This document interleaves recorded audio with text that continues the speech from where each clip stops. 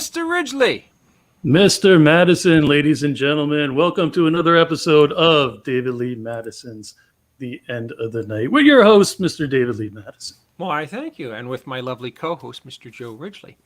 And just like every other episode of The End of the Night since the relaunch, The End of the Night is brought to you by Film Hub. One of the greatest resources if you're an independent filmmaker looking to get your films distributed. Look into Film Hub. I work with them. They are amazing. They are awesome.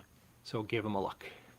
And also by StreamYard. It's the program we use to broadcast. If you want your broadcast to look as professional as ours, go over to StreamYard.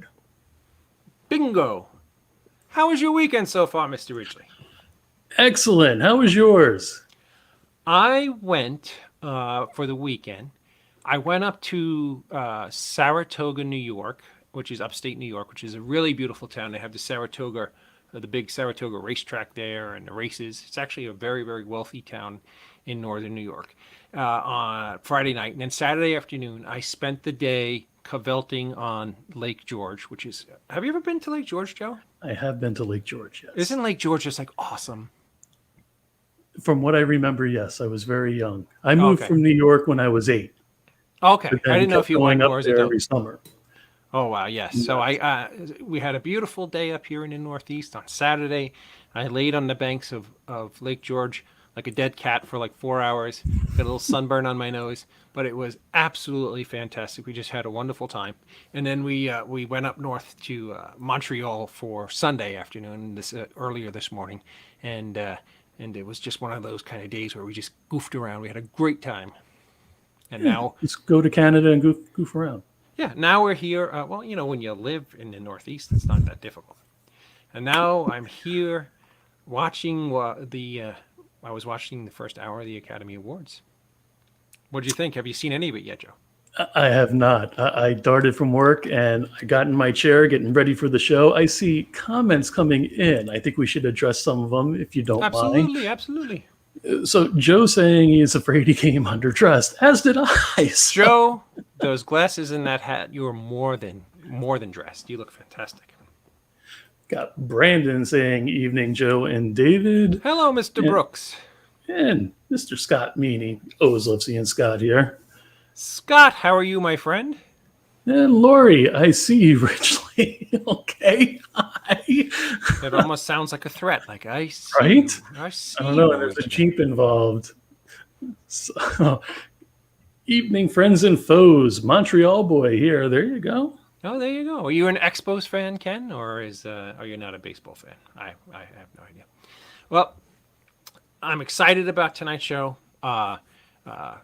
Uncle Scott came up with the idea that we do an Academy Award show because it's Oscar night, and we'll talk about favorite memories of the Academy Awards. We'll talk about things as they develop, and you never know who might pop in on this show. That's what's the great thing about this show. It's just like, it's a free-for-all. It's just madness. It's madness. I'm going to take a quick look. You were an Expos fan, and it's awesome. Out of who won already big awards. And tonight they already gave out Best Director, and Chloe Zhao won for Nomadland. I like that film. It was one of the very, very few that I seen that were nominated. Best Supporting Actor was Daniel, I'm not even going to try that last name, Kaluuya. Judas and the Black Messiah. Sorry, I have no idea what that was. Original Screenplay, Promising Young Women, Emerald Fennell. This is like a who's who of Hollywood, my friends. Adapted Screenplay was Christopher Hampton for The Father. Animated feature was Soul. Did you see Soul? Yeah, I actually think I saw that on Christmas Day with my daughter. Oh, sweet. On HBO Max. Or no, Disney Plus. I'm sorry. Ma Rainey's Black Bottom won costume design. Ma Rainey's Black Bottom won makeup and hairstyling. Sound was given to The Sound of Metal. Visual effects to Tenet. Did I see Tenet? I don't think so. And documentary. The first action movie, I'm sorry, that went into theaters this year. Oh, okay. Did you like it? I didn't see it. Sorry. Okay. I don't know how King Kong versus Godzilla didn't win visual effects. And documentary feature My Octopus Teacher. There you go.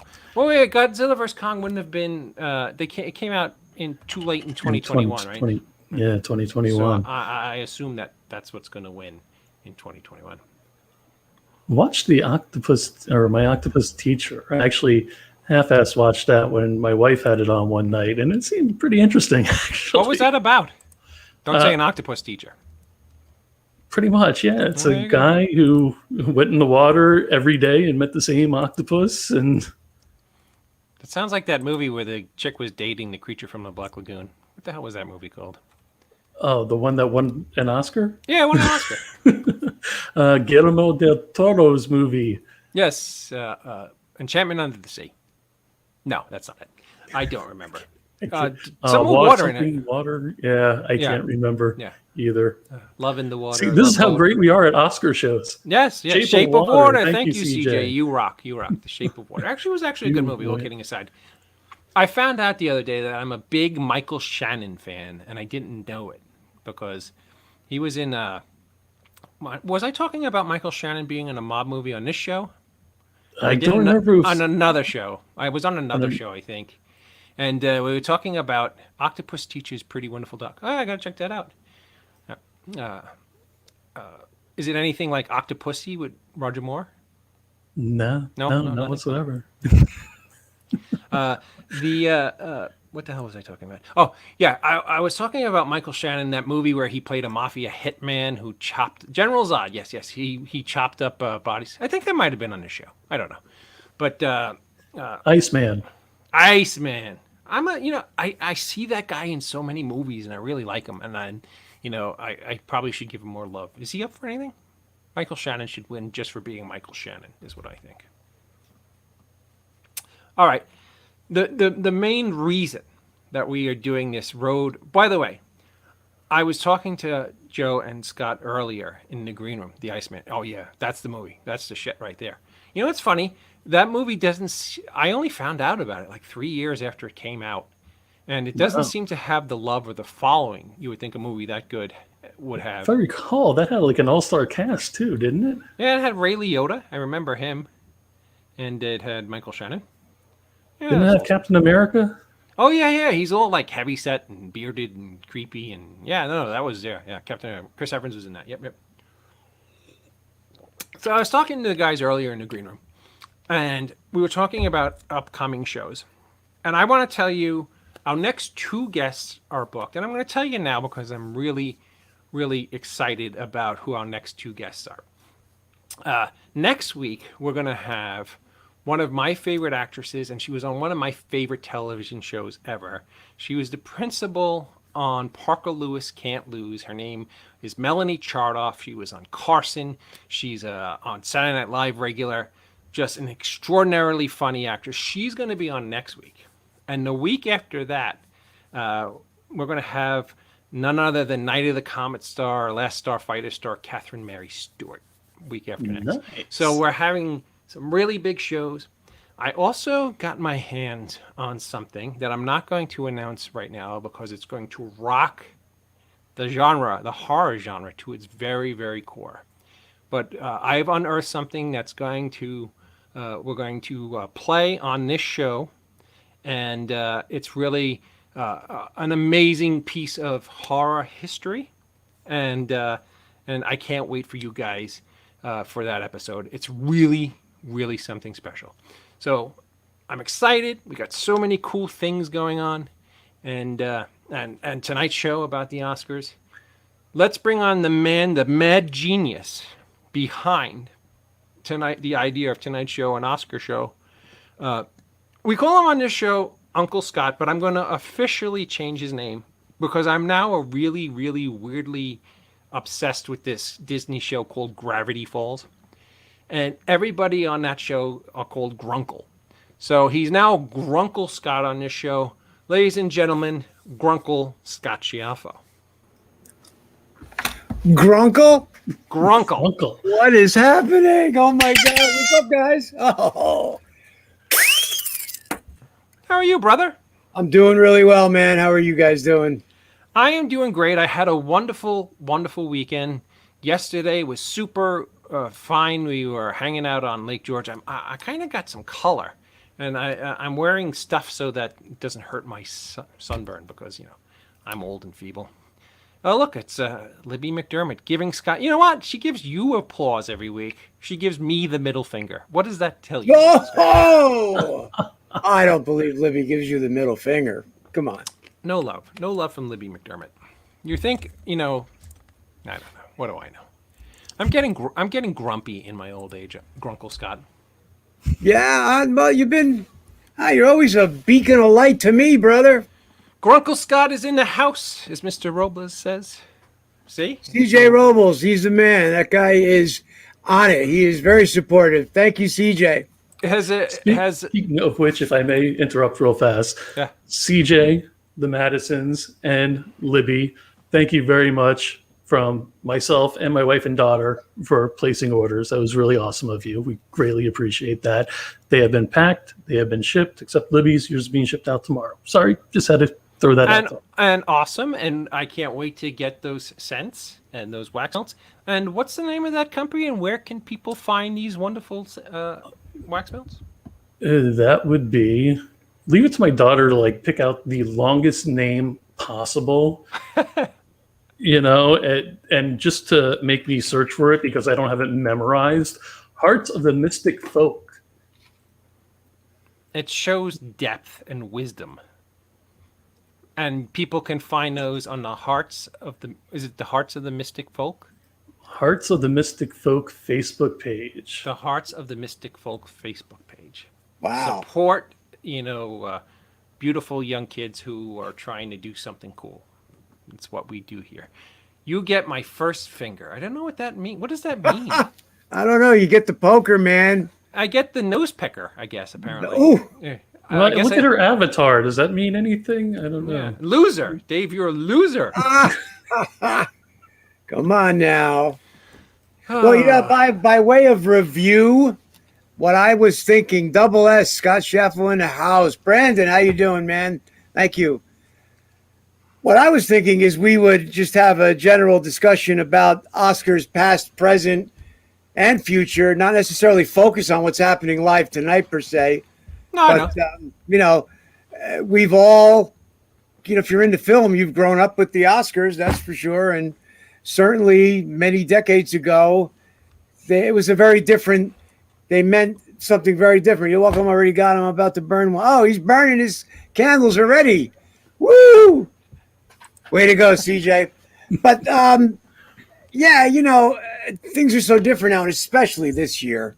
I mean, with the pandemic and whatnot, all the award shows kind of took a big hit, and everything's playing out very differently. And I saw they do have, this is probably the most people I saw out in the audience for an award show so far.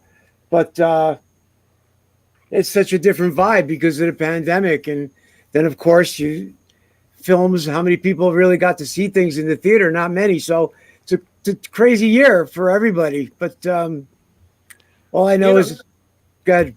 I have a bone to pick with the Oscars this year because I think our film, Scott, Wits End, which came out in 2020, has two of the biggest qualifications that all of the films that are being nominated for Oscars this year has.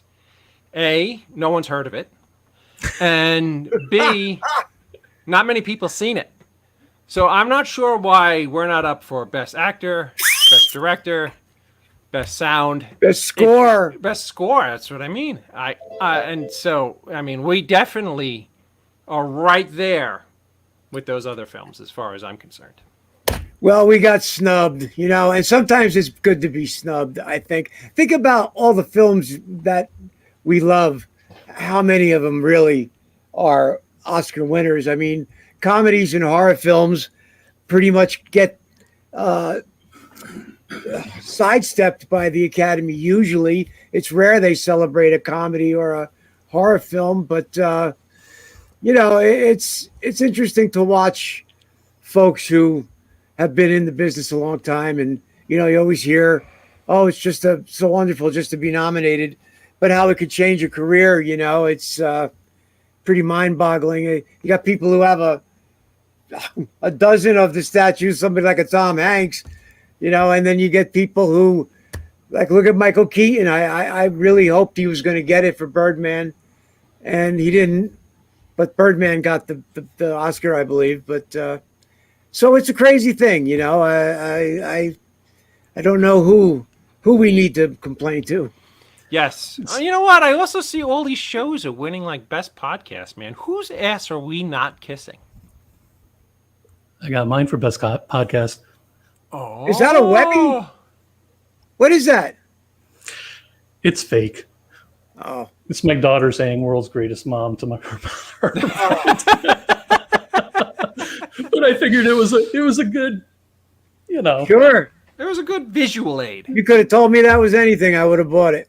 I mean, the closest I've seen or gotten to a statue per se is I have a cousin, Rick Schiaffo, who's a very fine character actor, but he was a career DP, and he worked on, he's got 2 Emmys for work on soap operas and work on the Olympics over the years. And he showed me his statues, and it's pretty damn cool. But, you know, I guess it's about being recognized by your peers, I would imagine. No, absolutely, absolutely. You know what's funny? There was a time when I was younger that I probably would have killed to. Wow, I got something in my eye. How do you get something in your eye just sitting in your office? It's bizarre. There was a time I probably would have killed to have won an Academy Award, but now I just don't care. I really don't. I mean, I think it's more important to me to have people come up to me at like in person or conventions or and just say things like, you know, I saw your film and it really touched me, or the film I laughed or it scared me. Those things just seem so much more important than the Oscars have become kind of like overbearing and you know, I don't know, full of themselves. The Razzie. There you go. Well, I think there's a lot of truth to what you're saying, in the sense of even films meant something more in the zeitgeist of pop culture when you go back into decades. And of course, you know, I mean, I'm old as salt, so we're talking about films of the 60s and 70s and even the 80s, when a lot of films, you could only see them in the theater until video came out. And even then, that was a special treat when VHS first started. But now the amount of content that comes out any given week is just mind-boggling. How many films and TV shows are just coming at you like it's just madness. So I don't want to say that they're any less special, because that's like heartbreaking to me, because the same thing happened to music. But they have, I don't want to say they're not part of the conversation, but they certainly don't have the power and mystique I think they once did. But you're right, David. It's really a special gift for us that are in the business to be able to touch folks, you know, whether it's make them laugh, cry, get introspective. It's a wonderful gift. It really is. You know, it's funny. In 2012, the Academy of Motion Pictures Arts and Sciences, they have a library museum in Hollywood called the Margaret Herrick Library. And they reached out to me in 2012, and every year they choose 50 films to put in what's called their core collection, where they take a copy of the film and its script and put it in the core collection for it to be preserved for, you know, for all of time. And in 2012, one of those 50 films, you could actually look this up, was my film Mr. Hush. And that actually means more to me than I think winning a statue. It means that it's going to be like, it's forever. It's important and it's eternal. That's kind of, I mean, that is super awesome. I remember when it happened and when you told me, I was pretty gobsmacked for you. You know, now you said that they keep a script and they keep a copy of an actual some type of actual. It used to be, they used to keep the 35, 70, or 16 millimeter prints of films to preserve them. But now, because almost all films are shot on digital cinema, you can just send them a hard drive. So I sent them a hard drive and a copy of the script, and they preserved them. You could go to the Margaret Herrick Library and in Hollywood, California. They just revamped it into this enormous, like almost like an amusement park for movie fans. And you could go into their core collection, or you could just go into the Margaret Herrick Library core collection on your computer right now and type in Mr. Hush, and it pops up as one of the films preserved there. So next time I get to go to Hollywood, I am dying to see that there, which I'm incredibly humbled and honored to have. But here I am saying bad things about the Oscars. Maybe I shouldn't do that. Yeah, well, I think there's a time and place for everything, no matter what the award, no matter what. Thank you, Libby. You gotta appreciate your peers. I feel anyway, and you're right. When you get very lucky where something has longevity and really connects with an audience, and then that turns into multi-generational. It's such a gift, and certainly, like I look back at something like, say, Clerks, which is still in the discussion today. We go back to '94. Aside from Pulp Fiction, off the top of your head, I mean, I can't even think of too many other films. I don't even know what won that year, but it was a super gift from the film gods, Well, in all honesty, Clerks will go down in history, and I'm not just saying this because you're one of my dearest friends, and so is Brian, but Clerks will go down as one of those historic motion pictures that they'll be talking about way past we're long gone. It was just a stunning achievement for an indie filmmaker, and that's why, was it 25 years later?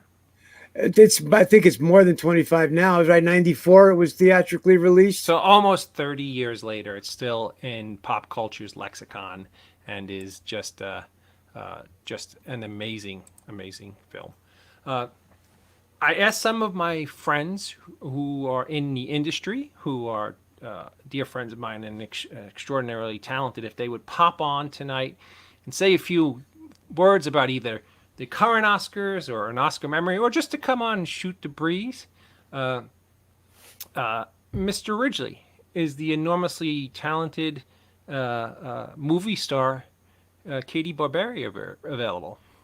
She is. Ladies and gentlemen, without further ado, on our special Oscar episode, let's welcome the lovely and talented Katie Barberi. Woo! Hey! Woo! How you doing, guys? How are you? I'm good. I'm excited about talking fashion, Oscar fashion, with No, 4 straight guys. There you go. Yeah, I'm kind of on the fence about Schiaffo, though. Yeah, no, and I should not presume. I am assuming from past conversations, but either way, what I'm concerned about is that you guys are going to know more about the fashion than I am. That's the real concern. Now. How are you? I'm very well. How are you? I'm so good. Thank you so much for inviting us. I'm excited. Oh, it's always my pleasure. It's always my pleasure.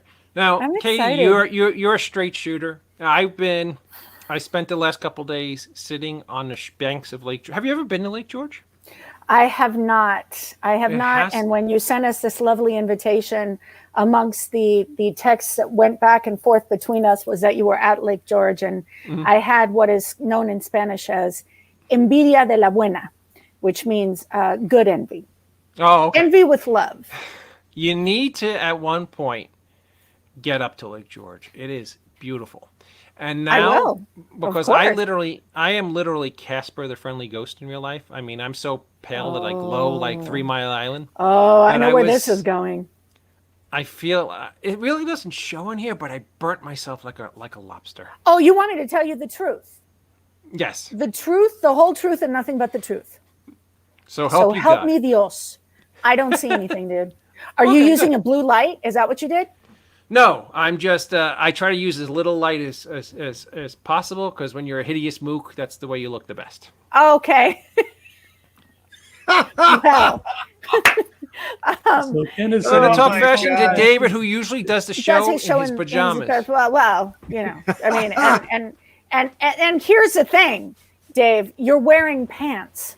There you go. So, it's a step in the right direction. Whatever pants we're talking about, you're wearing pants. And maybe we're all wearing pants tonight in celebration of Oscar night. We actually have on complete clothing for a Zoom appearance, for a box No más appearance. pantalones. Unos pantalones tenemos. Listen, don't say a Zoom appearance because our sponsor StreamYard will cut us off. Oh my God, I'm so Oh. sorry. I am Dang. so sorry. For a man. Oh, it was nice seeing you guys. I'm sorry I just ruined everything. No, I have a tendency to do that. I have only the best intentions, and I just mutilate the whole situation. StreamYard has a sense of StreamYard humor. for a StreamYard experience. Well, Yes. what I Now, mean you is an internet experience here. You We're all posted a pic boxes. earlier. You posted Yeah. a pic earlier. Mhm. Was that from an Oscar red carpet or? It was not. That was the premiere of Grachi for Nickelodeon Latin America. That was a predecessor to Every Which Way. Please send love to your daughter for me, Dave, by the way. Thank you. I will never again think of Every Which Way without thinking of your daughter. And that's quite a thing to say because we worked on that for 3 years. But it's the reason why we all met. Yes, And you put your kid. a lot of smiles on her face. Exactly. And so that picture was, thank you so much. That picture was from Grachi, from that premiere. I have only attended one Oscar celebration, one Oscars in my life. Mm-hmm. And I was doing a Disney film at the time called Spooner with our dear departed Robert Urich, who was wonderful. And just such a lovely man and such a gentleman, and we all miss him. And it was about that Disney movie was about it. That's interesting because that's one we didn't talk about last time. So there you go. We're innovating. There you go. Very cool. That Disney movie was about a convict who had been convicted of forgery, nothing violent, and he was played by Urich, who gets out of prison and reads the obit of a man that a wrestling coach, and goes to another town and pretends to be that man in order to be able to get a job and sort of, reassess his life. And it was also, that movie also had Jane Kaczmarek, who was amazing. And Brent Fraser, who at the time was like the discovery for Disney. This was one of the first things he did. And he was just, he was going to be the it boy, and we all knew that. And Keith Coogan. And I had actually, my dear Keith, and I had just gotten out of a relationship sometime before I did the movie. We were all kids. I was, I think, 18 or 19 when I did that film. And Keith and I started hanging. He would invite me to a movie or invite me to dinner or whatever. And I had actually dated one of his very dear friends, Gabe Jarrett, he played, I'm going to use the word nerd. I apologize. It's only because I can't remember the name of the character, but he played the nerd in Real Genius, Gabe. And we dated for a little while, and we ended up being great friends with Val Kilmer, that movie was. Anyway. Right. That was Keith's best friend. And it took me a while because I had dated Gabe for me to realize when Keith was asking me out that he was asking me out and that we were apparently now dating. And so when I realized, I was like, oh, okay, well, I will explore this. And we dated for a little while. And Keith invited me to the Oscars. I've seen the picture. If you Google the picture of you and Keith at the Oscars comes up.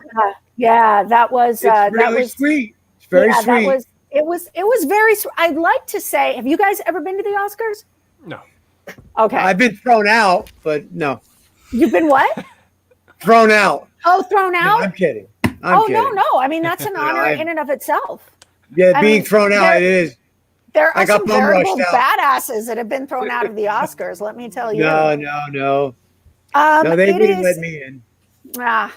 It is. Well, I was there with Keith. It's not like I had my own invitation, but it's not what you think it's going to be. It is so surreal to see everyone that you have ever admired in one room.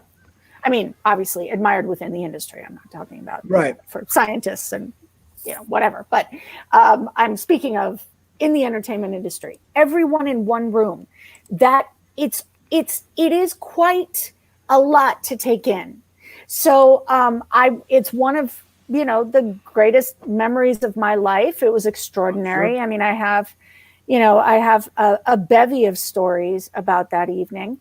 I hung out with Drew Barrymore was there, and I hung out with her most of the night because we were just seated next to each other. It was myself and Drew, and then Winona Ryder, and we were all sitting in one little aisle off to the side, and we were in the third row. We were off to, it would have been stage right, which was just, I mean, you look around and you look in front of you and behind you, and you've got just legends everywhere. And it seems like it really is glorious. But at the same time, you want to take these mental pictures, of just every moment and not forget any of it. And Drew, I have to say, took me everywhere with her. Wow. And everybody knows Drew was 16 by that time, I think. And everybody knew her. She is a Barrymore. She had done E.T. I think she had done Poison Ivy by then. I mean, she had done a slew of films, Firestarter, and she was very, very famous. So everybody was coming up and talking to her, and she introduced me to everyone. And I just remember really, really being grateful that night for that girl's kindness. And at the time, and for making me feel welcome in a world that for her might have felt like her home, is I guess what I'm trying to say. She's got Melanie and Don walking up and, hey baby, how are you? Hey, this is my friend Katie, and and Nicole. Well, I have a Nicholson story which I will tell in 15 seconds or less. He walked past, he said hi to her. I was wearing a dress that my mother made, and we made best dressed couple list. There was like a list of, it was Blackwell, and it was like, I don't know how many couples. My mother made this from scratch for me. It was she made it in a black satin, and it was a Spanish dress design, Spanish meaning from Spain. And it was strapless, and it was very kind of tight form to the body, and then it flared out, at the bottom, almost at the calf, how the Spanish, that design flares out, right? Almost like you might see it sort of the idea of a flamenco type dress.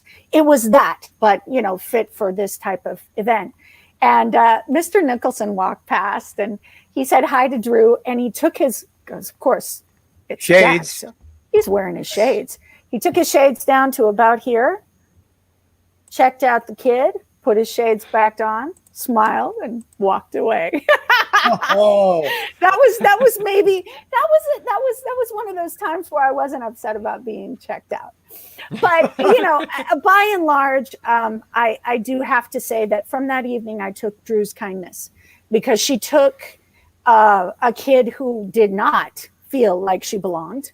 I did not feel like I belonged. I felt like it was just a very strange and wonderful thing for me to be going through, and kind of like I was in Wonderland for an evening, and I just didn't want to miss anything. And she made me feel welcome, and she made me feel safe in that way. And at that time, she was going through very shortly after that, or right before it, I can't remember, but she had written a book, and she had some trouble, and she had, and I thought, well, this is a person who might have, because of everything she's been through, might have been capable of hurting herself in her youth. But her generosity that night, I could see that she could only send love and light to others. And so I'll never ever forget that. That was my Oscar experience. And then after that, we went to the Governor's Ball. And the only time that I felt kind of normal, this is surreal, because I felt normal because I was sitting with Trisha Lee Fisher, okay, and her family for dinner.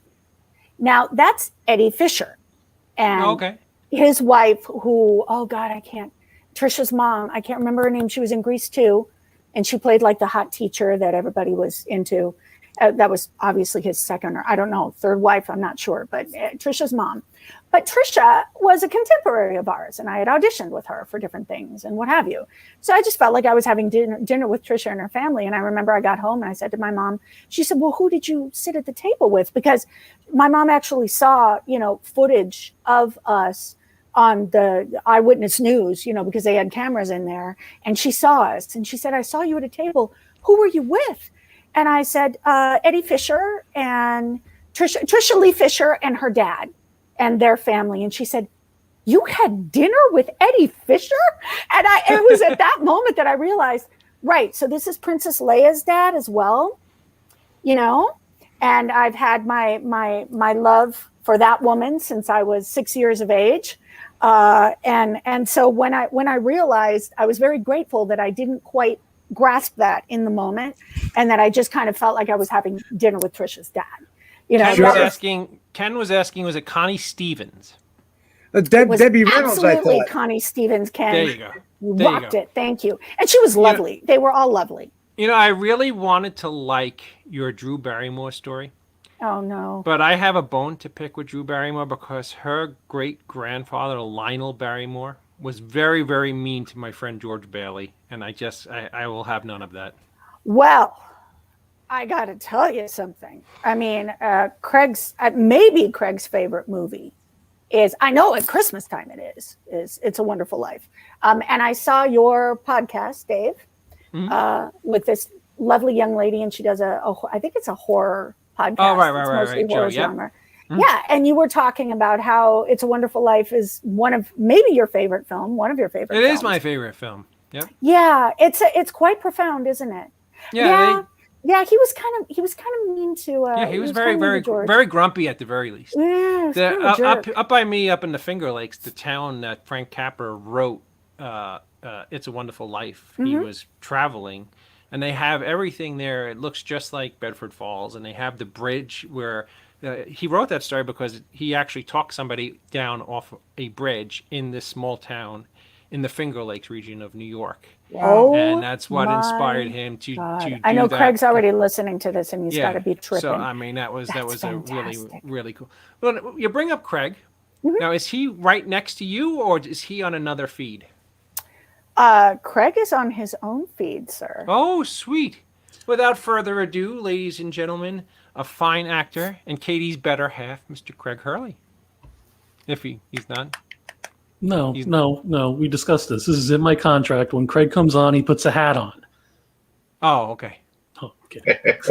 Oh, okay. So Craig, not happening, Joe. All right, now here's the thing, Joe. Here's the thing. It's not. I got to tell you something. I mean, I live with this every day. It's not okay to have a man who has better hair than you do. That's not all right. I mean, you can complain about it, and you don't see him every day. You don't, I mean, this is, look at that. And he just hangs out that way, and he doesn't even care. He'll like throw it back and throw it in a bun. He puts his hoods on and whatever. And I'm like, dude, it looks. I don't throw it in a bun ever. I'm sorry, you throw a hood over it. No buns. No man. I do bun. put on. I'm not a fan of the man. The man bun is. Thanks, PJ. I like the ham.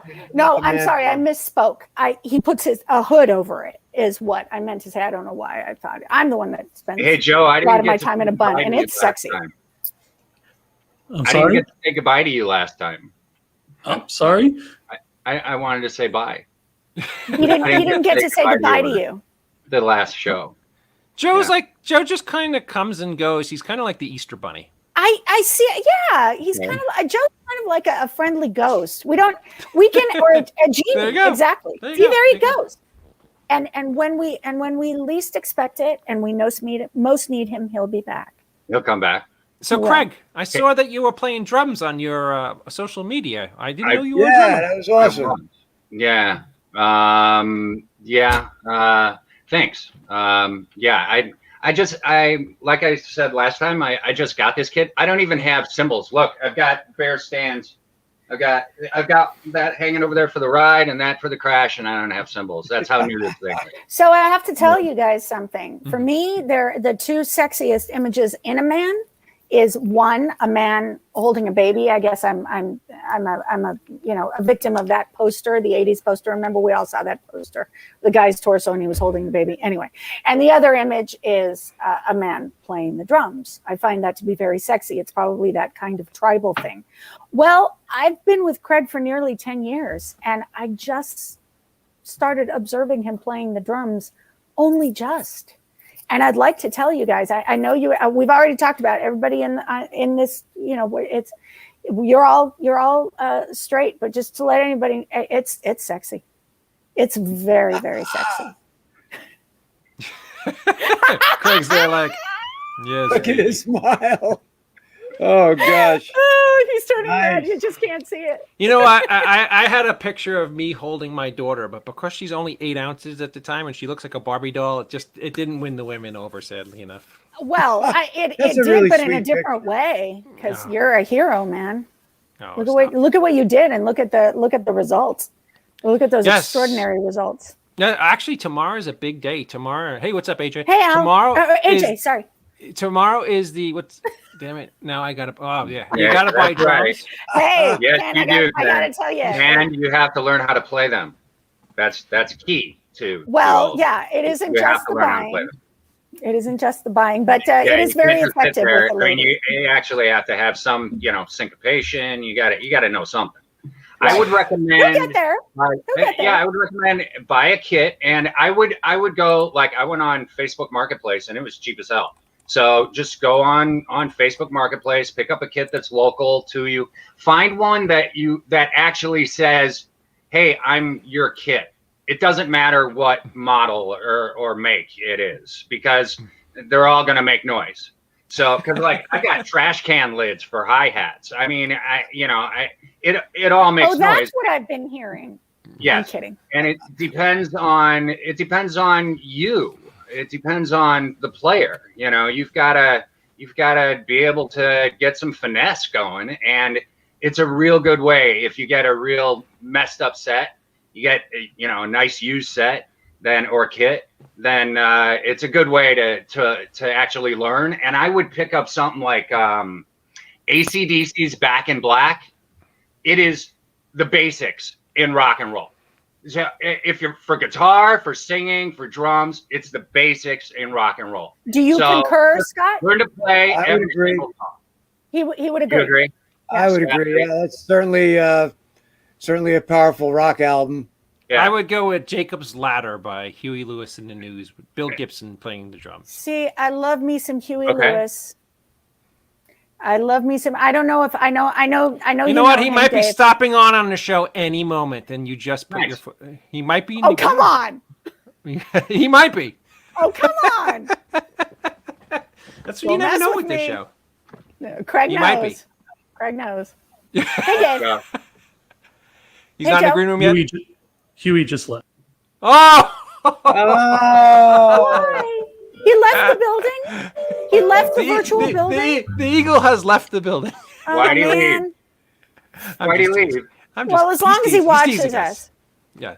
Oh no, he's a dear friend of mine. He's going to be on the show. He was supposed to be on the show tonight. I'm waiting for him to pop on any minute. All kidding aside. Okay, I'm assuming that you're joking. I'm not. Scott, am I joking? no, he's not joking. Okay, all right. Craig and I are fans a little bit. Yeah, just a tiny bit. Just a tad. No. Yeah, Little. So that would be amazing. That would be amazing. If he is, Yeah, I don't actually. even know. I mean, Power of Love. Are you serious? I mean, come on. Oh, gee, No, no, I can't even. I mean, I'm 15, 16 years old, and driving in my car, and just getting that freedom, and that's the song. That and Eddie Money. Mhm. I'm just like, there's very few songs that will that make an imprint, at least for me. That made an imprint. Well, and I mean, and Power of Love was life, in, you know, we're here talking really about loved movies, kind of, sort of. Right. Hopefully this evening we're talking about movies. Power of Love kicks in just as the extraordinary Michael J. Fox is getting on his skateboard. Yes. In Right Back over to the my right Future. shoulder. They're climbing into the DeLorean. It's No, it's legendary. Come on. I invited my two friends who were both nominated for Oscars on the show tonight. Both Yui, who was nominated in 1985 for Power of Love and lost to Lionel Richie for Say You, Say Me. He has a great story about, well, I'll let him tell it. It's about when he got there and where he was seated. Not Ray Charles. One of the greats turned around to him and said, "Sorry, you didn't win." And he'll tell you why, based upon where he was. He wasn't in an aisle. He wasn't in an aisle seat. And Lionel was in an aisle seat. And somebody, well, it couldn't have been Ray Charles or Stevie Wonder because they're both blind. They wouldn't know what the hell seat he was sitting in. They might. They might. No. It was that very famous music producer, Scott, the one from the 80s who did We Are the World. Yeah, it was Michael's producer, Scott. It's Craig. You've been to his house. Oh. How could I forget the name? The guy who did. What? No, I could see him. I could see him. I'm zoning out on the name. Jones. Quincy Jones. Quincy Jones. It was Quincy Jones who turned to him and said, "Sorry, Yui, you know, tough luck." And Yui is like, "What?" And he's like, "Lionel has a," and I think when Bill was on our show, the drummer of Huey Lewis in the Nose, he actually, Huey Lewis in the Nose? What the hell was wrong with me? I burnt my nose, and that's all I'm thinking. Huey Lewis in the News, and I think he actually told that story on here too. It's like when you know those guys, you hear that story so much time, you're like, yeah, okay, whatever. And Tim Busfield, who's actually lives up by me here, was supposed to stop on, but who the hell knows? Who the hell knows? You know what's funny? Tim Busfield and his his wife that no one knows. Melissa. It's a weird night to try and get people because people are really invested in the Academy Awards, and I'm not as invested. It was a weird Academy Awards. Did you watch? It's a weird year, guys. I mean, it's a weird year, and I think they're responding. It's just the year. It's the crazy year. Everything's completely different. There were almost zero theatrical releases, kind of. Right. Shut down in March. Oh, wait, that reminds me, I don't mean to interrupt you, but I do. I don't normally disclose that I've been diagnosed with many disorders, and one of those is ADHD. So if I'm in the middle of something or someone else is in the middle of something, I will interrupt you. But if I'm in the middle of something and I go off on a tangent, Dave, it's your responsibility as the host of the show to reel me the fuck back in, dude. Because I'll go way the hell off. Also, you have to give me some time limits. You really have to give me, ADHD boy here, some time limits. Like, tell me I only had 40 minutes to discuss my entire goddamn career to you, and I'll lay it out in 40 minutes. But if, I am told that, because I thought I had 3 hours last time, dude. No one has 3 hours for anything, my man. I thought I had 3 hours last time, and I'm like, I can ramble about shit all day long. We can go off and talk about the weather and construction and all sorts of It's not happening tonight. It's not happening tonight. Tonight it's all about the movies. I was actually a big fan of your your construction stories and your freezing balls. He knows the freezing balls. He knows it's like 95 degrees in here I understand the 40-minute mark was only where I was supposed to stop at. I was at freezing balls at the 40-minute mark on the last show. It's like 95 degrees in here right now, so that the basement is nice and toasty. It is. So no more freezing balls. We'll make sure. Yeah, there's no more freezing balls. Not at this juncture. I actually have a heater sitting next to me. I'm surprised you guys don't hear it. No, we're good. We're good. Cool. So, Dave, you've got the rolling. Can you give us an update on tonight's Oscars? I'm following Variety on Twitter to see if I can get, some sort of information kind of in real time. But while you're doing that, Dave, while you're trying to figure it out, I'll quickly run down who my top dresses are so far. Okay. I have to give it up to Maria Bakalova. who I think Bless is you. the bravest actress on the face of the earth. She was in Was Borat. that the red dress? What? No, what- that what- was a white dress. She has a Oh. gorgeous white dress on. Amanda Seyfried, who has yeah, on that was the a red dress. stunning red dress. No, everybody watching right now, notice how their eyes are sort of glazing over. I've lost them entirely. Well, Dave and Scott, yeah, definitely. I'm in. I'm in. I know what you're talking about. Okay, and Reese Witherspoon looked Sneaking as on always. to a studio lot with a headshot. That's right, sir. That is correct. Oh, I didn't tell you I guys. looked down I there didn't for a tell you guys that Maurice Hurley was a producer on Star Trek: The Next Generation. oh yeah, at that was an Paramount. important So part of that story. I was totally prepared to turn to the guard and say, "Pick up the phone and call Maurice for me." Awesome. And just totally prepared to just bluff the hell out of this guy. So, you gotta have like some little inside things, and also you gotta have balls of steel to do shit like that. Right. Absolutely. But I've always wondered what would have happened had you done that. Okay. The story would be different. I don't know. Police? I have no idea. Police. No Not idea. at that time. Not at that time. But I would like to caution everyone. Dave wins an Oscar for Best New Podcast. Excellent. Hell yeah. He does. Okay. Is this really a podcast though? No, this is more of a streaming cast. Yeah. Right. And that's what you said Yeah. the other day We've on that evolved. other podcast that it's not we've necessary. evolved quickly through the pandemic. I kind of like it. I like the way the entertainment business has actually gone. Like, we don't have to audition in person anymore. Thank No. God. Been saying do that for easily 20 years. Well, And what? Sorry, Katie. no, I mean, I gotta say, just following up with that, there is the aspect, the negative side of that is that you can't necessarily, I don't know how much energy of ours as human beings can actually come through the internet, but we can be surprisingly transparent through these boxes that we're now in. We're all max headrooms, but I don't know how much energy we're able to kind of, dazzle a room full of network executives with, maybe. But I personally have lost quite, I've auditioned many, many times in my life. I don't know if I can count the amount of times that I lost an opportunity because of nerves. So now that we can, sometimes you use the nerves and it works. And sometimes it doesn't work, and you'll blow like I had an opportunity. One of many, many, many, many, but I'll never forget this one. I was auditioning for the Hogan family for a recurring role for Jason Bateman's girlfriend. And I had worked with Jason before, as David pointed out, on It's Your Move. And at a key moment in the scene, the scene was several pages, and we were reading with producers, and there were writers in the room, and there were 30 people. And Jason's a sweetheart and very generous and what have you. But at a key moment, I blanked. I could not remember my line. And the worst part is I was like 3 pages behind because I was into the scene. I wasn't turning the pages. And you never really know if that's the reason why something happens or it doesn't. But you can't really, as far as booking a job. And Jason was very sweet, and he showed me his script. He's like, it's okay. Let's just go back. And he was very kind, and we did, and I recovered, and I rallied. And this business is full of that.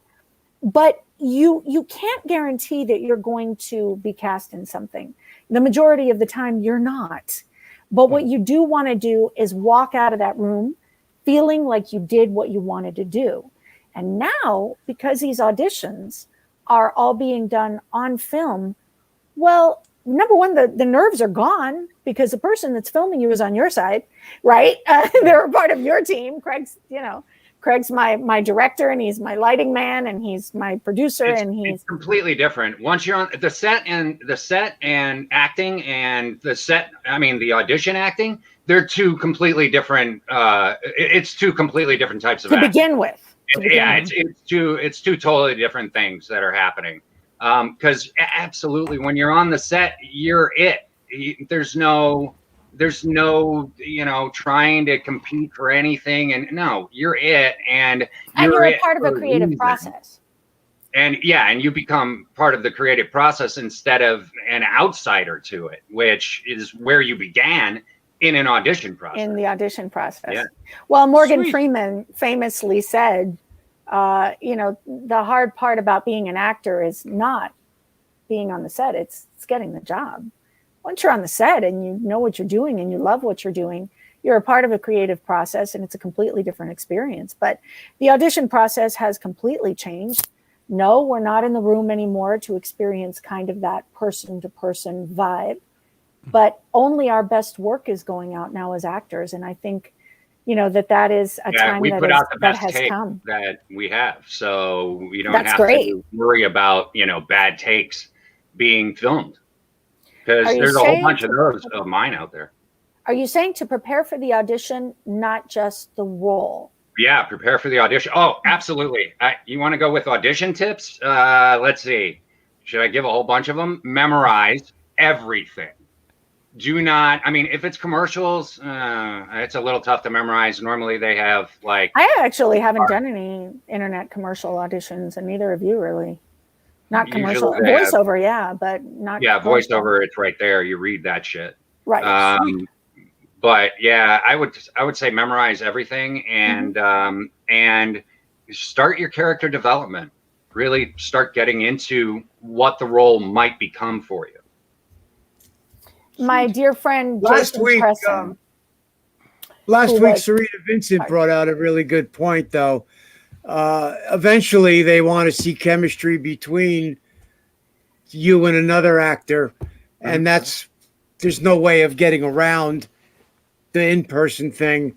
But you're right, for just an audition tape, you don't have to worry about the. Oh, I'm not talking about the final. I'm not talking about the final callbacks. Well, they have been doing the final. I went through 9 auditions for Nasty Boys, which was a TV series I did in the early 90s or late 80s with Dick Wolf, and 9 auditions for this fucking character, and it was 4 of them were with the casting director, and then another 4 of them were in Dick Wolf's offices, and then a couple of them were up with network executives in the Black Tower at Universal, and all 9 of them are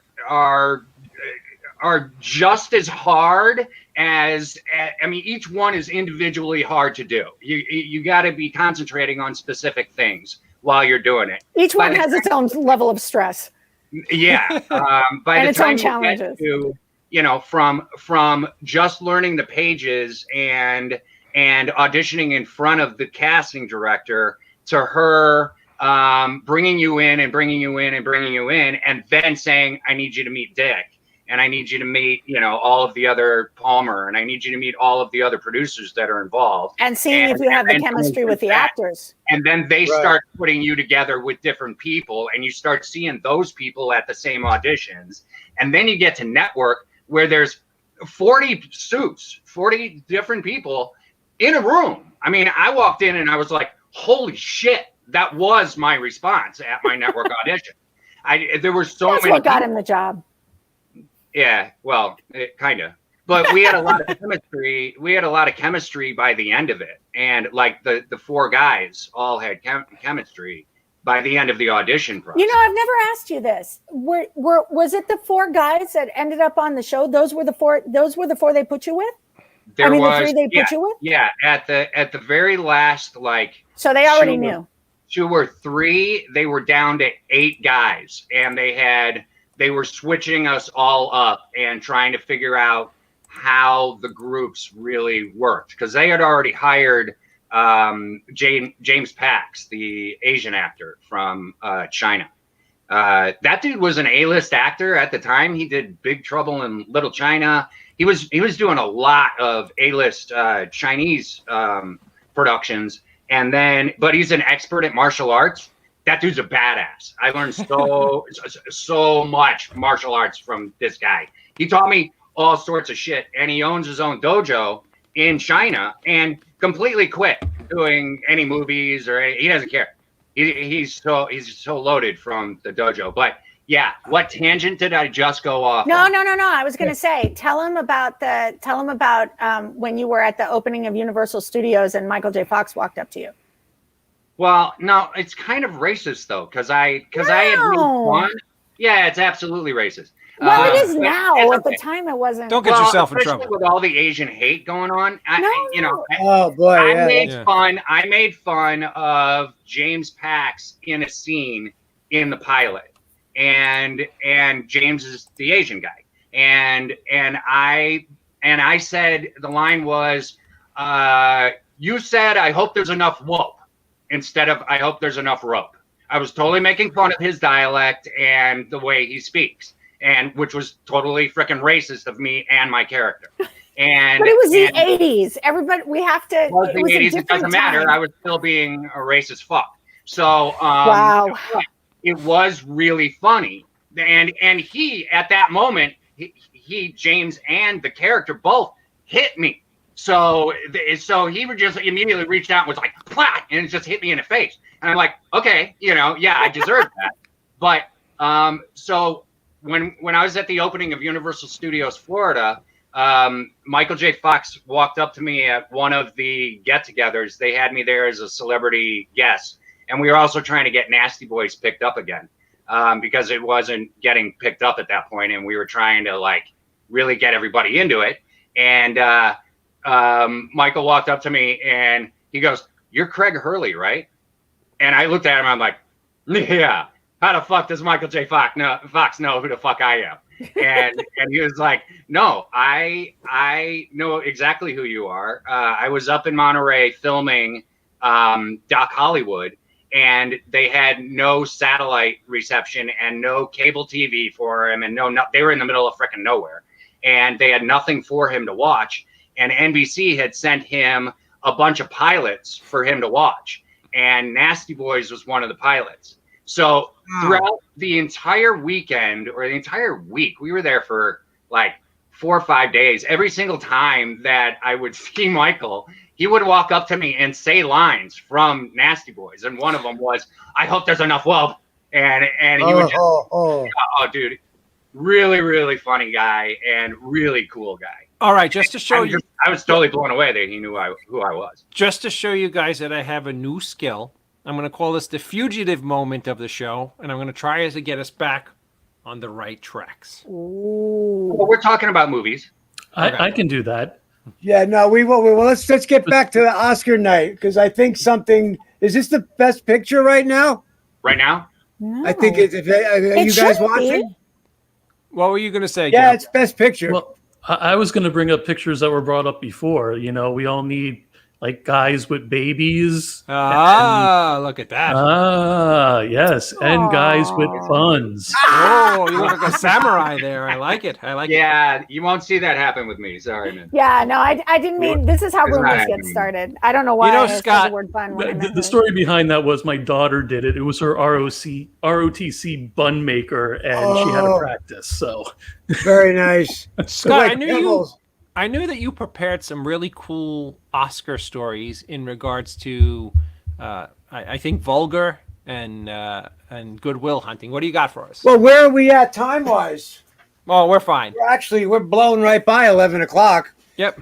I can't see any of the comments. Has anybody come in with any best of questions or anything Oscar related?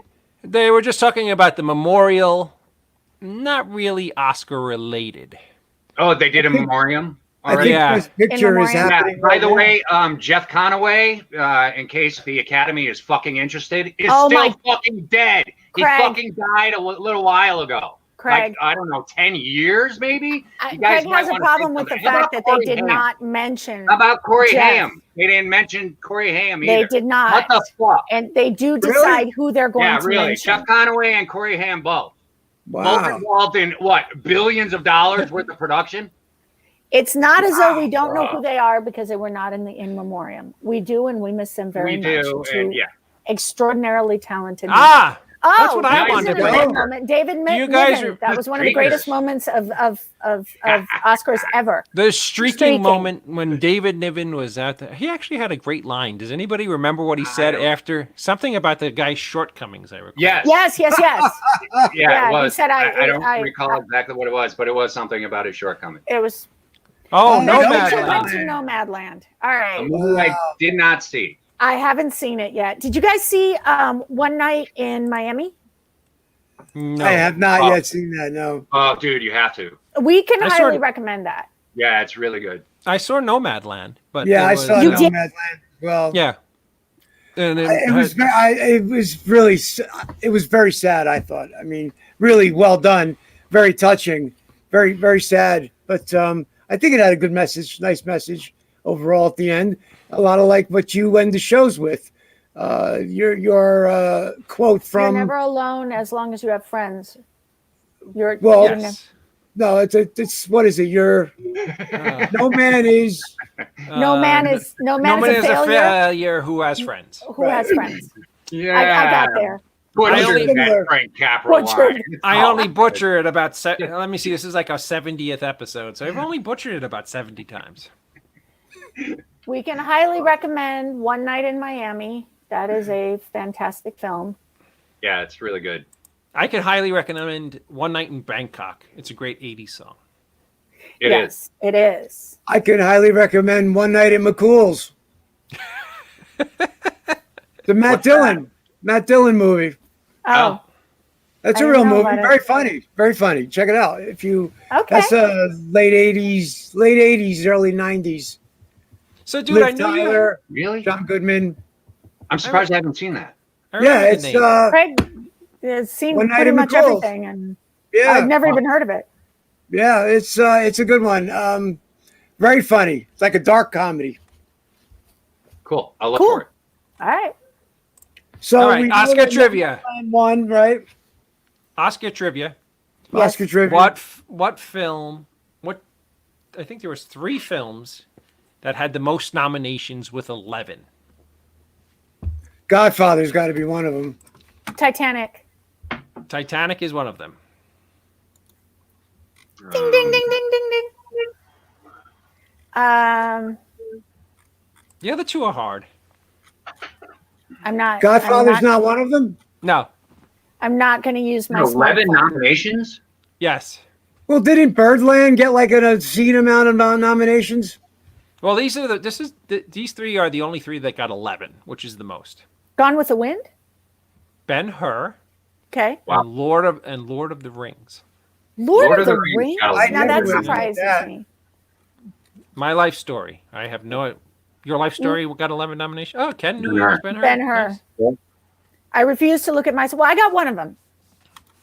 By the way, got that gentleman, Titanic. Kenneth Bouchard, who wrote My Life Story, he has a wonderful show called The Geek Demon. I will be on next Friday. We're taping it on Tuesday night, so Nice. I hope I survive. We'll check it out. Survive. I hope I survive the beatings that he's. What's left for them to do tonight? By the way, does anybody know? For I the think They Oscars, done Best Actor? No, it's got to be. If supposed to they've be to given 11. When they do Best Picture, isn't that it? that's it. I think that Best is Picture it. is when I it's think over. that- So who got Best Actor? And who got Best Actress? I'm I confused didn't see about. that. So we gotta. Dave, you said you had an on-running list. They only have Best Supporting Actor and Best Supporting Actress up as far as. Well, maybe that's still coming. Maybe they didn't do. I thought you're right though. I thought they end with film. They used to end with They- Best Actor, then they would do Best Director, and then they would do Best Film. But Best they didn't Film. they don't do that. They didn't do that at all this year. You know what's really sad? I remember when the Oscars were much more of a big grand event, and you would look forward to it because like either Johnny Carson was hosting or David Letterman was hosting, or I remember one year Steve Martin and Alec Baldwin did it together, and they were fantastic. Or Billy Crystal. Billy Crystal. Or even Billy Crystal was. I thought. You remember Crystal Billy was Crystal came out as amazing. Hannibal Lecter? He throws Yes. a mean fastball. And then he came out and he started doing. Jack Palance came out and started doing push-ups because Right, I Billy remember Crystal that. made jokes. Best And- Actor is the last one this year. Hey, DB. How are you, my Uh, dear? So I was gonna Hey, DB. say, hi DB. Is that like DB Sweeney? No, it's like DB Bourgeois. She is a writer. She's a brilliant writer, by the way. She's a writer. That's a really good writer. That's a wonderful name, DB Bourgeois. Yeah. Hi, DB. She's awesome. Thank you for watching. You know what? I lost my train of thought. You know what sucks about getting old? I could remember literally crap I did like on my 37th day of my first year in kindergarten, but I can't remember. I caught a goldfish in the tank, but I can't remember. Can I answer CJ? No, yeah, absolutely. He's going to is win. marijuana bad for short-term memory? Yeah, I love Marijuana Gary bad Oldman. for short-term memory? Let's hope Gary Oldman gets it. I love Gary Oldman. Has he ever won? Gary Oldman. I don't know. Has he won? I don't know if he's won, but I think Chadwick. My prediction is Chadwick Boseman is going to win. Oh, probably. He's been kind of sweeping him up. Yeah, and he's it's posthumous. It's it's interesting. Brandon brought up a comment earlier, Dave. I don't know if you want to take this one. Hold on 1 second. Johnny It's interesting. Depp, Glenn great Close, actors, Robert Downey Jr. They haven't won Oscars, but the 3-6 Mafia. But the 3-6 Mafia has won, as does Casey and Nick Cage. Yeah, I remember when Nick Cage won. Nick Cage won for Leaving Las Vegas. You know what's funny is, you know what I was going to say would be so ridiculously unpopular. I'm going to bite my tongue. Okay. Yeah, I get it. Frances McDormand got Best Actress as well. Frances McDormand got Best Actress as well as the movie got Best Movie. Wow, yeah, that's pretty awesome. She's amazing. I mean, please, she's a true artist. But my love, I don't know whether or not you know, babe. Stephen Yeun was nominated for Best Actor. Yeah, I am. When I say my love, he was nominated for Best Actor. He was nominated for Best Actor. Stephen Yeun. Yeah. Did he win? No, well, we don't know yet. I'm assuming it's going to be Chadwick Boseman. It's my favorite character. I'm really upset that they killed him off on Walking Dead. Well, see, that's what. That crappy show since. We haven't. We stopped watching. Stephen Yeun has quite a hold on his audience. We stopped watching The Walking Dead when they killed off his character. Like right then, we couldn't watch it anymore. Part of the problem was that I don't know whether or not you guys remember that, but it was, oh God, I can't think of his name, but he was a villain with that bat. Negan. I think the name of the bat. Negan's still on, Katie. By the way, Trent Reznor won Best Score. Somebody was asking. Really? Tonight? Yeah. And that's for what movie? What movie? I'm sorry, I clicked off it. That was for an animation. Atticus Soul. 9 Inch Nails? So Soul. Soul, right. And nice. It was an animated thing, yeah. Her sang the song. Craig's a huge fan of her. Sang the song that won Best Song for, and I'm trying to find it. Oh, look who it is. Joaquin Phoenix is giving out Best Actor. Best Actress, probably. Right. No, they've done Best Actress already. Best Actor, right? Yeah, Frances McDormand won Best Actress. So it's actor. Oh, Yeah. Best Actor. Oh, okay. Usually- Yeah, they're doing actor now. Usually they switch it off, but they don't want to do Right that. there, this year. they That's usually fine. flip it. Well, maybe I'm wrong. What do I know? Her one. There's Chad. Chad's up. Fight for You by her won Best Song for Judas and the Black Messiah. Nice. Just sweet. thought if anyone would There's like your to know. guy, Stephen So Yeun. Scott, didn't you have a wonderful Ben Affleck and Matt Damon story you wanted to share? Well, I don't know. I mean, it was a fun thing for me. We were on the set of Vulgar, and that day Scott Mosier was on the set. If you're familiar with the Kevin Smith world, Scott Mosier was Kevin's producing partner for many years. And we're on the set of Vulgar, and we were having a lunch break. There's Brian O'Halloran as Flappy the Clown. Nice. Hey, Brian. Where is Brian? Prison. Brian's in prison. Oh, How did Brian Scott end had up said in to prison? me, Scott had What said did he to do me this that- time? He had said, Go ahead, keep Scott. keep sorry. your eyes and ears peeled for a film called Good Will Hunting. Right. We're getting behind it. Ben and Matt are phenomenal in it, and we've got Robin Williams He's doing some amazing drama work in the film. And I was like, oh, that sounds really cool, you know? And then sure enough, though, like a year later, those guys are collecting statues for it. So it was mind blowing to see them go from, you know, Chasing Amy and Mallrats to that. Right, because a lot of people don't realize Kevin really championed the script and helped them bring it to Miramax and got everybody on board. You know, well, they wanted Kevin to do it, but he said, Kevin in his self-effacing way said, you need a real director. They got Gus Van Sant. So it's just fun to see that progression and to know that Kevin was a big part of that. Well, wow. Kevin, I mean, I do not know personally the legend that is Kevin Smith, as you do, Mr. Scott Schiaffo. But I have read many articles. I was obsessed with this film, and I was obsessed with the work of these two guys. And at first, as the story goes, supposedly, and according to articles that are from reputable magazines, the movie centered a lot more on Will's ability to do math. Like there was a lot more about the math equations, and there was a lot more about there was just a lot more spoken about his ability to do these equations and what have you. And it was Kevin Smith that said, no, you need to concentrate more on the human side of the story. Be careful about not getting too much into get into it. We need to know it, you know, but they struck exactly that balance. So as I understand it, Kevin Smith actually did assess the script with them and was involved with the script, you know, maybe unofficially, but, you know, giving them his thoughts throughout that process. Oh, absolutely. Very early on. He had them write and rewrite and rewrite and rewrite. It started as something that Matt Damon was doing as a one person play. Mm-hmm. So you're right about the fact that it really centered on Matt's character and the savant quality of that character. But Kevin really championed it, and then they just kept at it, and it's just really was very cool to have a backseat to see that all happen. Yeah, no, that's one of those Hollywood stories that just, you know, a lot of people don't realize there's a lot of people who are big Kevin fans who have no idea that he was so important to that film. Happy birthday, Al Pacino. Happy birthday, Al Pacino. Yeah. You know what's funny?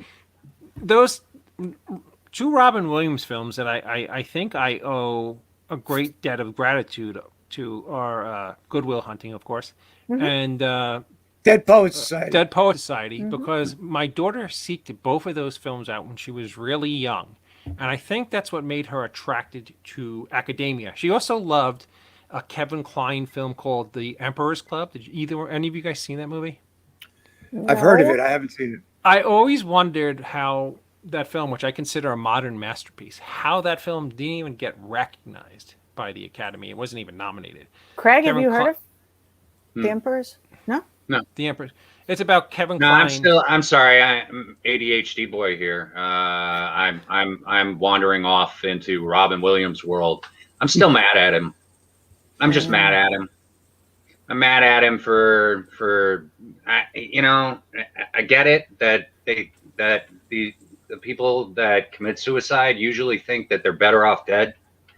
And it's just that it affects all of us, and his death in particular really got to me, and I'm really mad at him.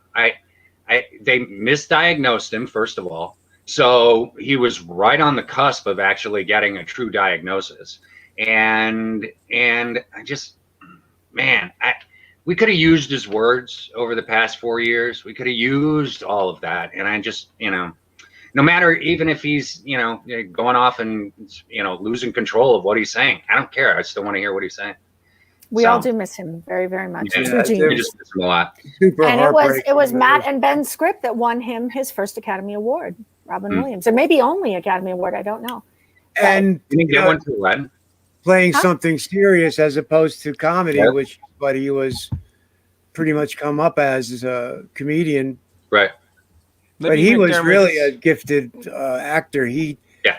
studied with Christopher Reeves at Juilliard.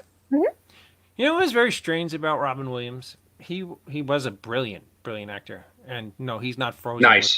with Walt Disney and Ted Libby, Williams. I pretend he's frozen with Walt Disney. I Yeah, understand that. that'd be I get nice. it.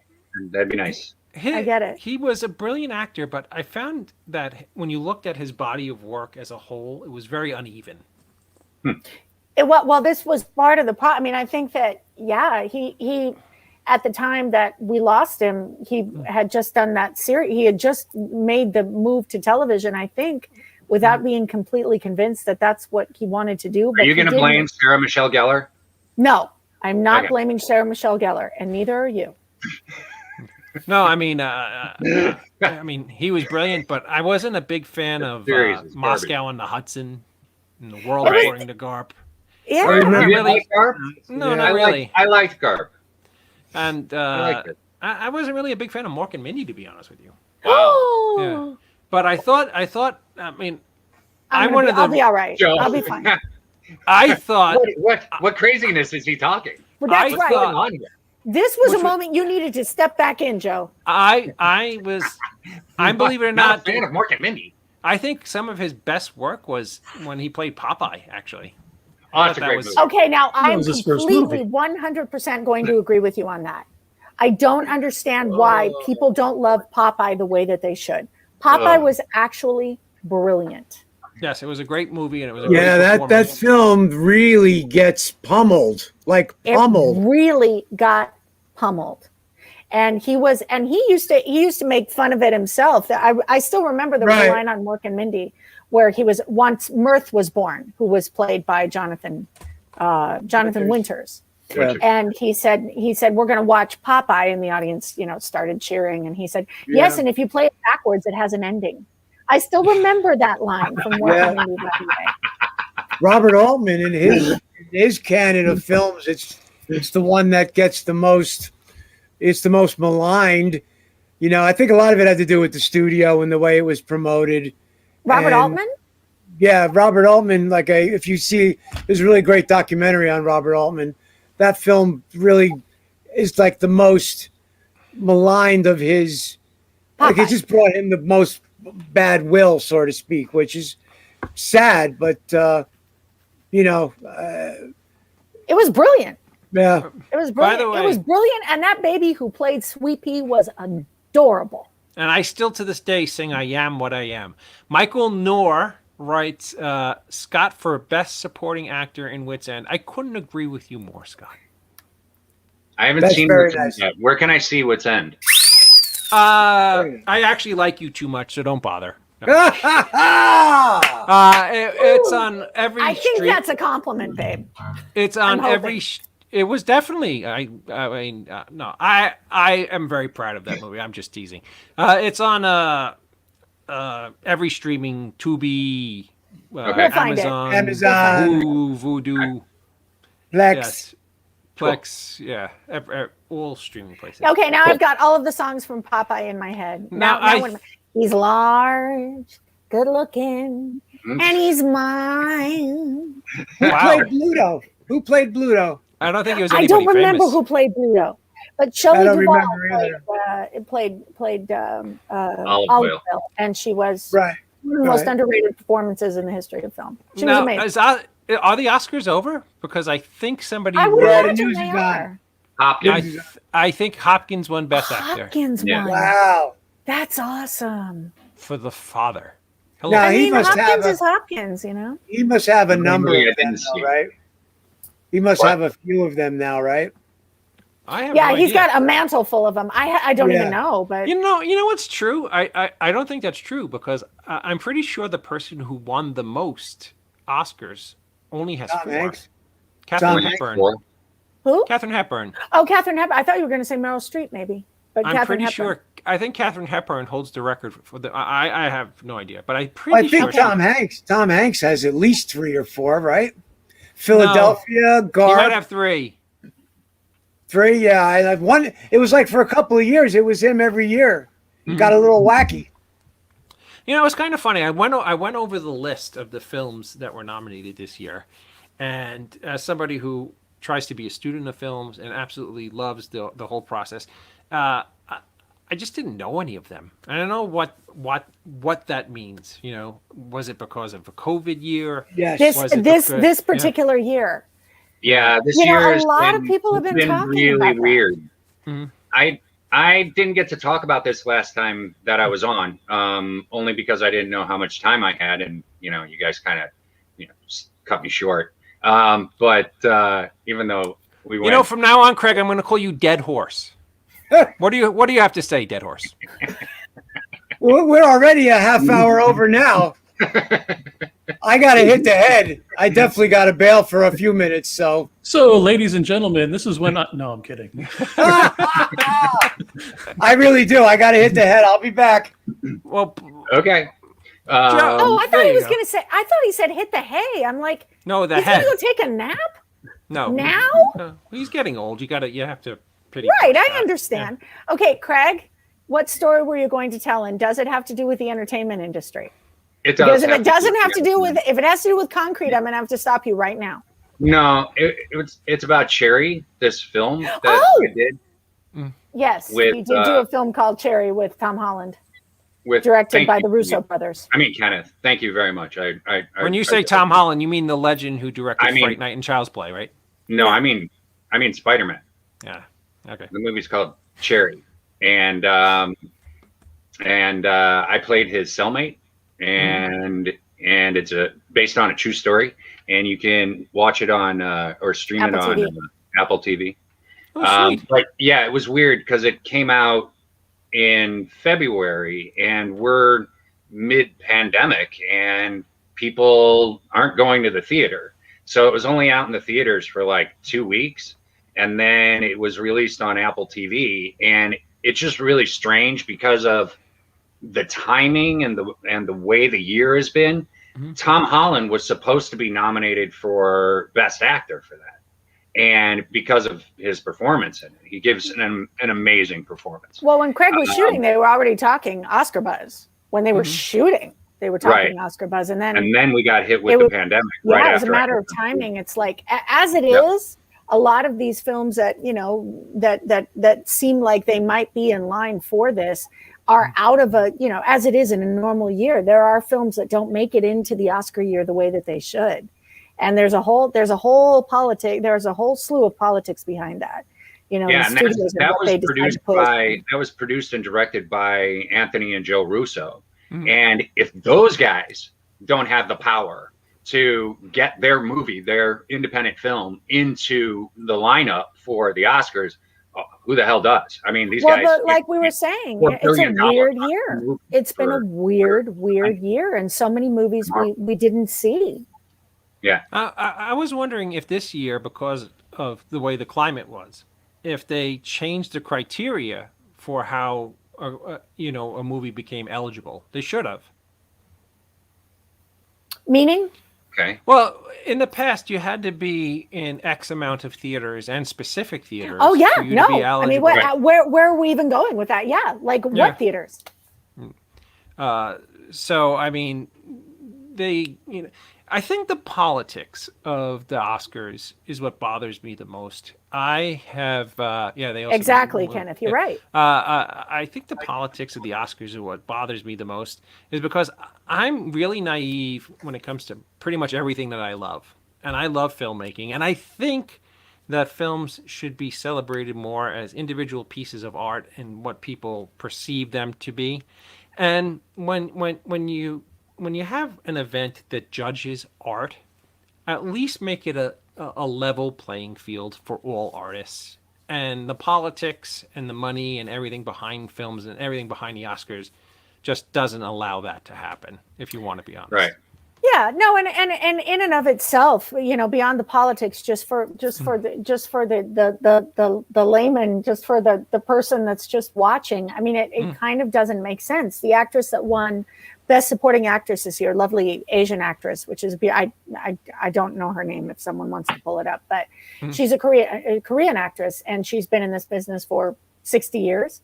And she has a beautiful story, because I actually, when I was watching her story and what they were doing, kind of an Oscar wrap up, or not wrap up, but lead in to the Oscars tonight on ABC, and they told a little story about her and how long she's been in this business. She moved to the United States. She was acting in Korea. She moved to the United States. She did that for a while. Then she went back to Korea, and then all of a sudden this movie gets made, and now she's nominated for an Oscar, and she's been doing it her whole life. And I shed a little tear, because Craig and I were talking about this. You just don't know in this business what turn of events, what person you're going to meet, what role you're going to audition for, what series of events are going to take place that are going to create a situation by which all of these dreams that you have always had have the possibility of coming true. But she did say in her acceptance speech that she said on the red carpet, such as it was, that she did not prepare an acceptance speech because there was no scenario by which she could ever win an award over Glenn Close. And then she wins. And in the acceptance speech, she said, "I cannot win an award over Glenn Close." And then she said, June and June. I think it's actually 3 words. Anyway, I'll pull it up. It's 3 names, 3-word name. But she said, I can't win over Glenn Close. And each one of us has done our own performance, you see. So we cannot be judged against each other based on these individual performances, because they're different, obviously. So how do you judge art? That's one way to look at it. But if you are going to judge something, you have to give everybody a fair shake at letting their art be seen. You can't just, this film showed in these theaters and were released by this studio, and that's why it's getting a nomination.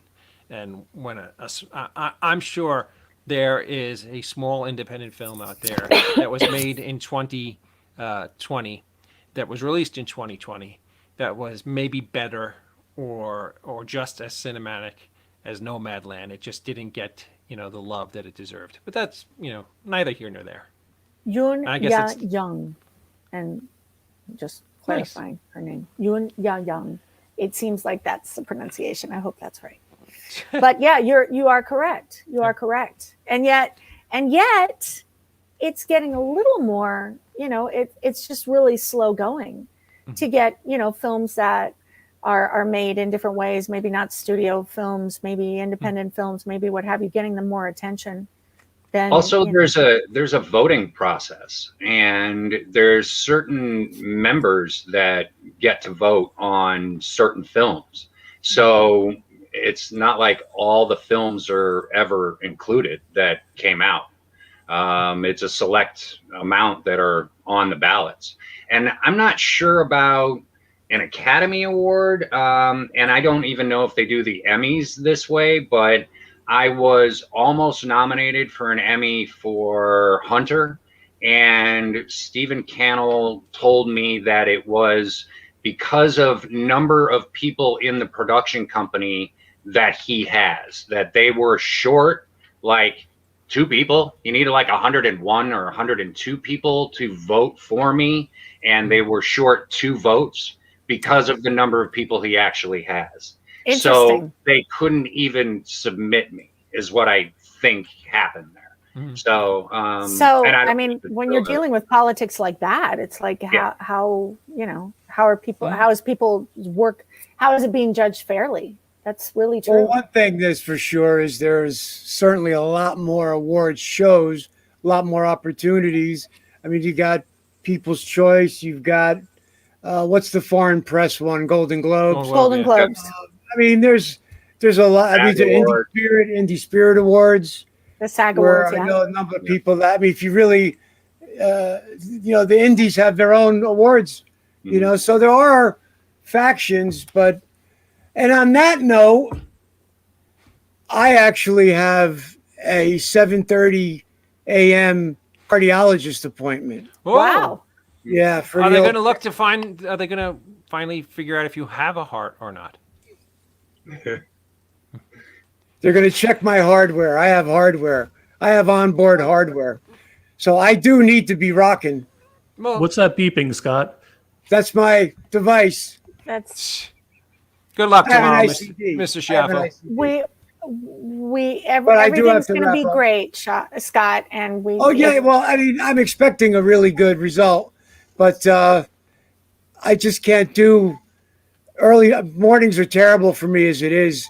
7:30 a.m. Eric. But I am going to say goodbye, everybody. Thank you all for watching. Have a good night, sir.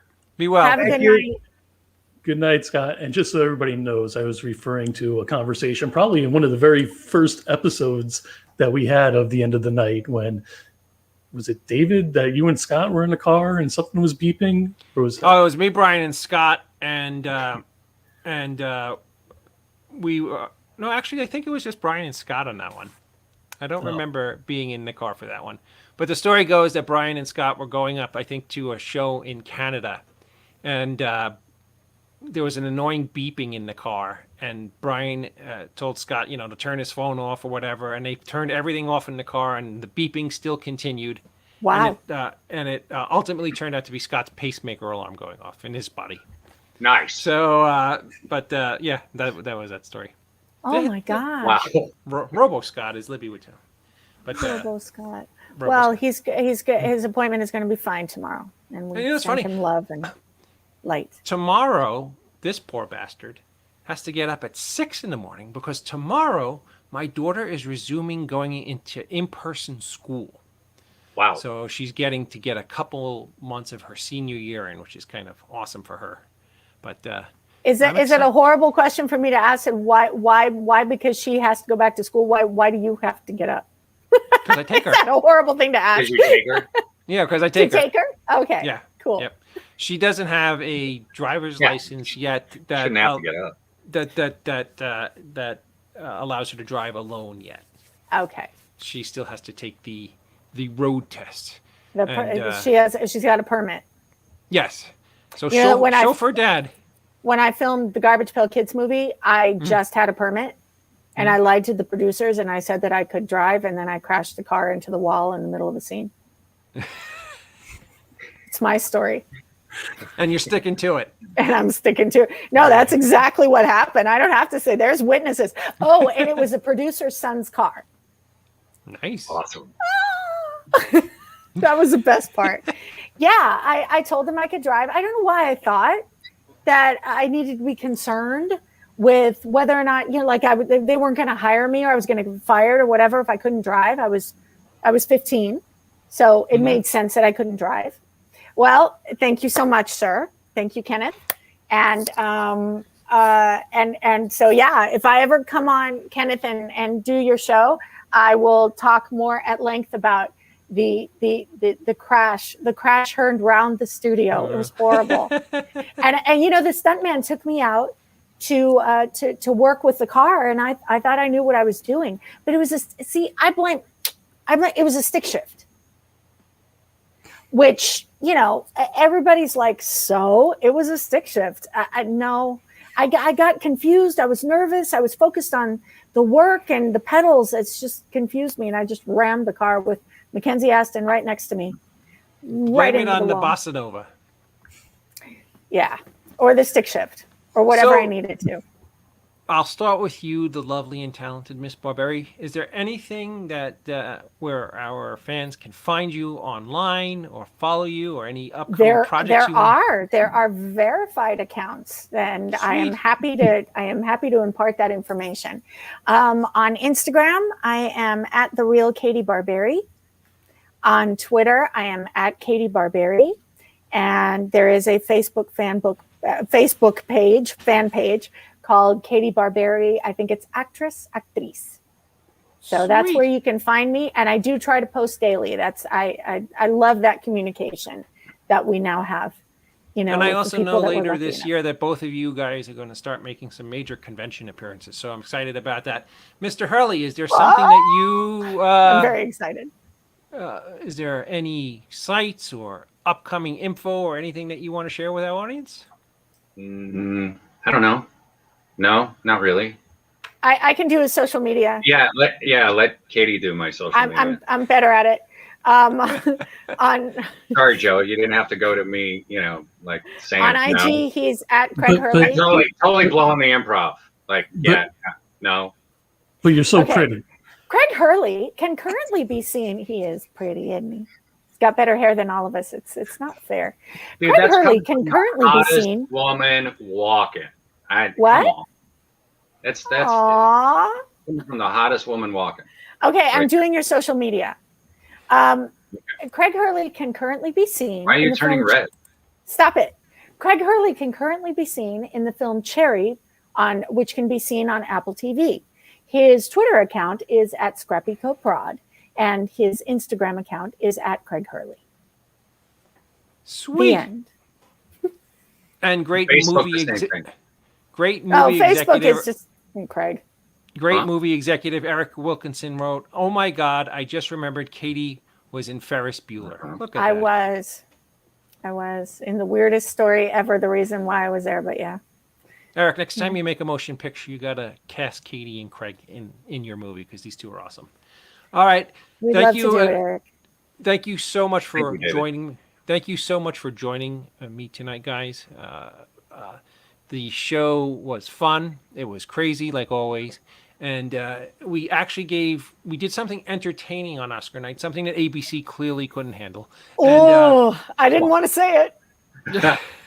It did seem oddly like Hunger Games. It felt very weird. The whole just Cool. the natural lighting and shit. It just felt very freaking weird to me. It was. Yeah, we don't have natural lighting here. We don't do it. It felt like a glorified Zoom call. It just felt very strange. Yeah. It's anyway. We'll see what happens next year. According to Bill Maher, we are going in. Thank Thank you, you, Louise. Louise. That's one of my dearest friends. Oh wait, Love them. real quick. I didn't get to say Damn and it. Louise. Well, just I got remind me. it. We Like owe, Katie do it. we got it.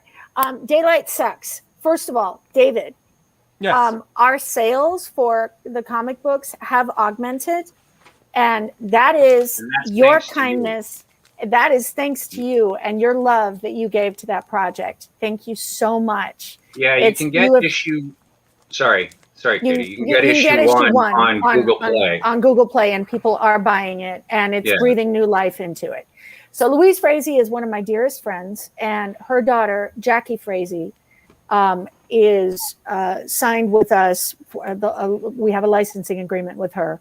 She is one of the cancer patients in the project, one In of the Daylight. children, and Louis Tomeo is also signed. He is another one of the young cancer patients, and Jason Drucker. And these kids are doing amazing things. Jason Drucker was the new Wimpy Kid. He was also in Bumblebee, right? he was in Bumblebee. Louis is working steady. Jackie is an amazing young actress, and we've been coaching her, and she's been doing just amazing work. And we know she's going to have an extraordinary future. And Rahart Adams, Craig also did Yeah, I not forgot to mention the mention last Rahart. one. Rahart is he's signed with us as one of the Alan Wick clan, and he is signed to be the visual inspiration for Max, who is the vampire who protects people against prejudice, LGBTQ prejudice, and racism. And Rahart was in Pacific Rim, and he was in Pacific Rim 2. He's Or Pacific 3. Rim 2, and Two. he's this really Really good Australian actor. really He's- extraordinary really, really Australian talented. actor. And so we're very proud of the actors that we have signed to this comic book as a licensing agreement for their visual inspirations, and we wrote the No. characters for them. Like you I know, said, after you guys were kind enough to send me the graphic novels and the comic, I was blown away with how wonderful the storytelling was, how great the art was, and I really can't wait to see what you guys do with that project, because I thought it was fantastic. It's Thanks. Aw, everything that should thank be you so much. in vampire genre. It had Dusk Till Dawn vibes, Near Dark, Lost Boys, all the great vampire films that I love. So I can't wait to see what you guys What did Kenneth write? You are amazing, Craig. Nice to see you again, Dave. No, I Katie's shall torture amazing. you. Oh, Craig, Oh, it's Katie, just you are nice to amazing. see you, dude. Craig, nice to see you again, Dave. I shall torture you in a day or Thank two. you so much, Kenneth. Yes, thank you, And Kenneth. Craig, it's nice to see you. Thank you. I appreciate being seen. With that being said, again, thank you, my friends, for coming on tonight. I hope to talk to you guys soon. We got a whole bunch of cool stuff coming up at the, later this year, and we'll hopefully actually get to break bread together one night. Yes. Oh, that'd yes, be sweet. please. Please let us out of this Max Headroom box. Yes, ladies and gentlemen, the lovely and talented Craig Curley and the chef Katie Barberry. Does that make you feel better, Craig? Did that ever happen before? The chef? Shemp. Oh, the Shemp. Yes. Just her sidekick? It's like Sam Raimi always called Bruce Campbell. Every film he's titled Shemp. Shemp. You know that? No, I didn't know that. I said it lovingly, Katie. Don't be upset. I'm fine. I'm fine. I'm good. Ladies and gentlemen, Katie and Craig, thank you guys for coming on tonight. Thanks, Joe. See ya. Thank you night, for inviting guys. us. It was lovely. Good night. Have a good night. Thank you. You too. Hi. Oh, awesome people. Man, This is just a great show, man. it was. I mean, everything was it just rolled. It was great. It's fake Shemp. Oh, Craig, Eric Wilkinson's telling me it's fake Shemp. My apologies. All right. Next week, do you have any housekeeping you need to do, Joe? Not at all. It's all you. All right. So next week, I'm super excited. We're going to have one of my favorite comedic actresses of all time, Melanie Chardoff, on next week. You also don't know who she's from. Parker Lewis Can't Lose. I love that show. She was the principal. We also might have a few other celebrity friends stop in. You never know what's going to happen on this wonderful train wreck of a show. Again, thank you for watching us tonight, watching us goof on the Oscars. We had a great time. I want to thank Grunkle Stan. Grunkle Stan, see, I ruined it because he's Grunkle Scott. Well, Grunkle Stan's on the show. That's where it came from. I want to thank Grunkle Scott Schiaffo for being on the show. Of course, I want to thank the lovely and talented Katie Barberry and the equally lovely and talented Craig Hurley for stopping on the show. And we're about to wrap this train wreck up. Again, thank you for watching. And remember, no man is a failure who has friends. See you guys next Friday.